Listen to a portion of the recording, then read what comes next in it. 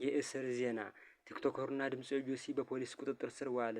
የእስር ምክንያት በቲክቶክ ሽልማት ስነ ስርዓት ላይ የለበሰው ሙሉ ቀይ ልብስ ሀገር አቀፍ በቲክቶክ ማህበራዊ ሚዲያ መድረክ ላይ ባለው ስራውና በሙዚቃ ስራዎቹ የሚታወቀው ወጣት ጆሲ ትላንት አመሻሽ ላይ በፌዴራል ፖሊስ ቁጥጥር ስር መዋሉ ተዘገበ።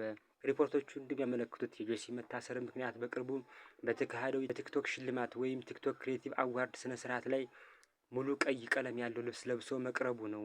የጆሲ ማብራሪያ አለባበሱን የመረጠበት ዋናው ዓላማ ስለ ሴቶች የወር አበባ ጤና ማንስትሬሽን ሄልዝ ግንዛቤ ለማስጨበጥ መሆኑ ገልጾ ነበረ። ከዚያ ይቅርታ ማለቱ ተመላክቷል። ጆሲ ከዚህ ቀደም በተመሳሳይ አግባብ ያልሆነ አለባበስ በሚል ምክንያት በቁጥጥር ስር ውለው ከነበሩ ሌሎች ቲክቶከሮች ጋር ተደባልቆ መታሰሩ ታውቋል።